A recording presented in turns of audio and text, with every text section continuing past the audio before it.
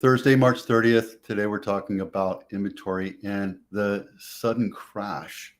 Not sudden. I mean, it's been kind of a slow roll, but it's definitely not the expected increase in inventory that we need. And it might be good. It actually might be a good thing. So let's get into this. Today we're talking about 3 things you need to know. Ryan Lundquist, appraiser, CALHFA, again in the news. It's actually go today. And then talk about a little bit more about the big picture of the housing inventory. Let's get moving. There we go. Inventory watch. Let's see. Okay, Ryan Lundquist. This guy is my muse.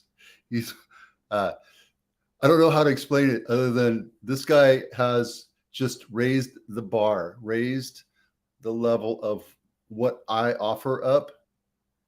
He did this right here, and I never thought to do anything like this, which is why I think it's amazing, because these little tiny graphs that he does allows me to look at the Santa Clara County and see what's going on with them as well. So, for example, I took this and I spent about an hour looking at it and transferred it over to Santa Clara County.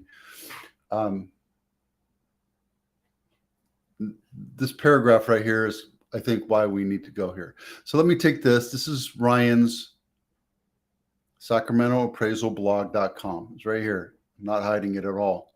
You're very welcome to take a look at it all day long. Sellers are definitely hibernating. And I think the reason why is because of this. But let's take a look at this number real quick.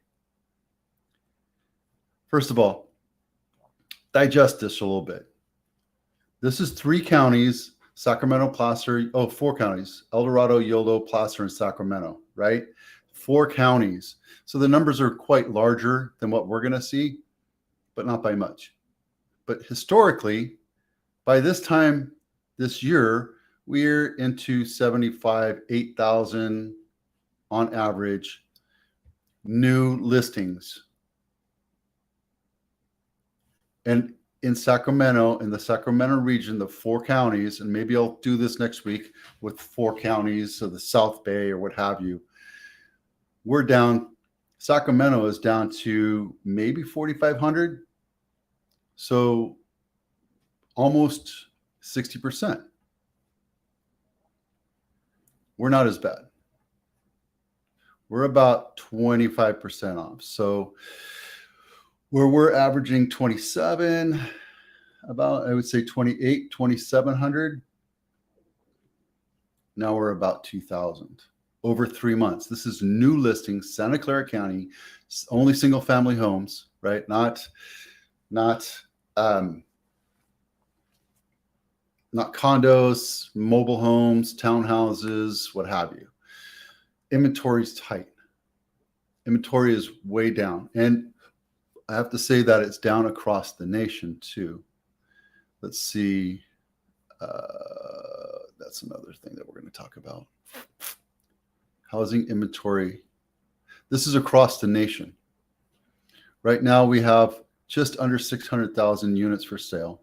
It's not as bad as it was in January 2022. It popped up a little bit and it came back down.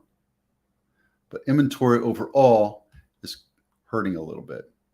This is a new thing I found. I actually put it on Wednesdays, but I wanted to show you that I found this. It takes roughly we have 8.2 months of inventory left. It's months of supply. So if we stop putting new houses on the market, we would run out of homes in 8.2 months. Let me move this over so you can see my fat head out of the way. Right? During January, it went up a little bit, 10 months. This is February reporting. Now we're at the end of March, so that number is going to be a little bit further down, right? All right. Let's see. So where did this one come from? Oh, this is Realty Times. Yeah. March housing report, spring thaws lure buyer back in the house. I don't think so. I think demand is pretty consistent, maybe across the nation, But here's the problem. We don't have enough supply. That's keeping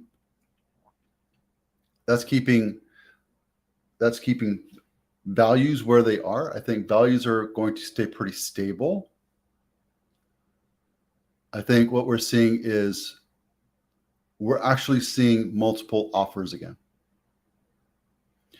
Because while there is a lower demand than last year, the year before that, demand has dropped significantly, but so has supply. So it's pretty much the same thing that we're seeing here in Silicon Valley. That's my contention. That's what we're seeing. We're seeing houses. And yesterday I told you, I think it was 60% of the houses that sold, 42 out of the 60 last week, sold over list price. And if you know, typically when you have things that sell over list price, it's sold in the first 7 days. That means it was priced correctly, which means you attract enough buyers, which means you're going to have multiple offers on the table, which gives the seller control. It gives the seller leverage. It gives you what you want when you're selling. Hurts the buyers, but it helps the sellers. We're back into that market. I see now, without going into detail, everything in red is lower, except for this. Yeah. Everything in red this week is lower. So we're stabilizing. But if you look, they're not super far down from each other. Like this one went down 30. This one went down, well, that was 130. That one went down quite a bit. There's one that went down like 1, I think, that I remember. This one right here, 43 went down 5. So I think there's buyers out there. And I don't know these areas at all. I'm studying these areas. I'm studying them to see what's going on. I see like a track record, Phoenix area, right? You see the houses, the inventory has tracked down consistently. Las Vegas, which was our canary in the coal mine, if you remember me talking about that, the numbers are consistently going down, not by droves, but also that means that we're not influxing the supply of houses to sell. Unless you're Cape Coral, which is, going up a little bit. If you look back, it's been going up just a bit. Now, remember, I'm pulling these numbers from Realtor.com, right? I pull these numbers from Realtor.com, and those numbers fluctuate by the minute or by I think 30 minutes.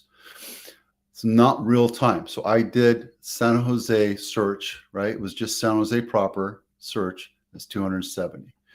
But actual MLS activity is 338. So if you look, I did 338 right here. You can't really see it. Let me move my big fat head. Hang on a second. There.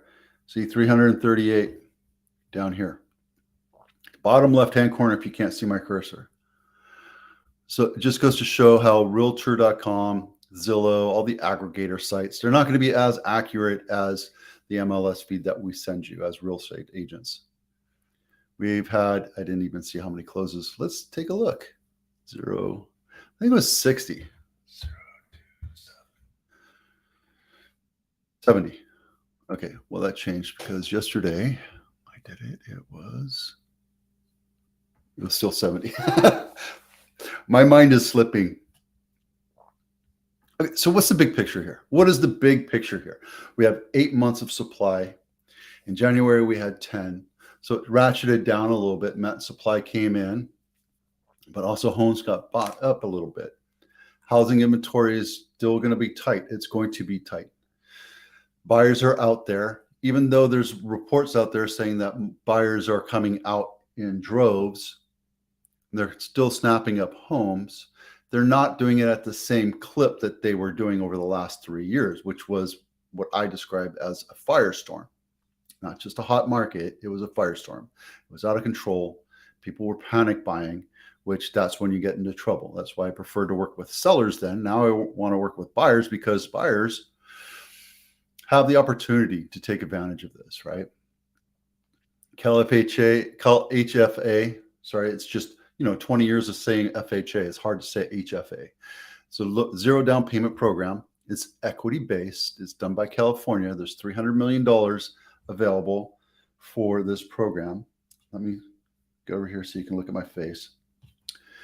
If you buy $1 million house, let's say your income acquires or allows it, you buy $1 million house, California will put 20% down, but they own 20% of the equity of that house on top of that $200,000, whatever that down payment is. So let's say it goes down, and then 10 years down the road is worth $2 million, just to keep it simple. Well, there's $1 million in equity. California gets $200,000 plus their down payment back. It's fair to you because you're walking away with $800,000 less all the closing costs, all that other crap and all that stuff, right? But it's a great opportunity.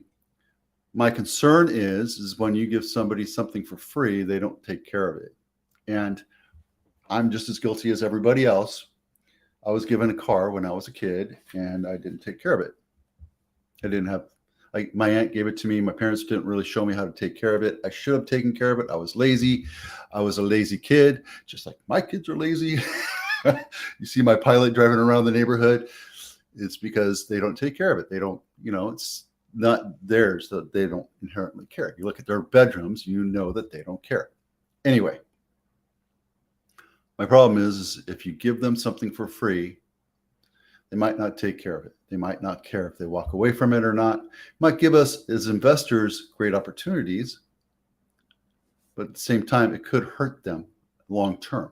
So does this work out? We'll see. I don't know. That's just my concern. I don't know if it's a good thing or a bad thing, but that's that. All right, that's it for me. It's the last live for March for me. I hope you have a great weekend. This weekend, my daughter is doing color guard competition, and then another one is doing a little mini play. So a ton of stuff to do. Hope you have a great weekend. I'm Vito Scarnecchia with Abitano. We'll see you out there.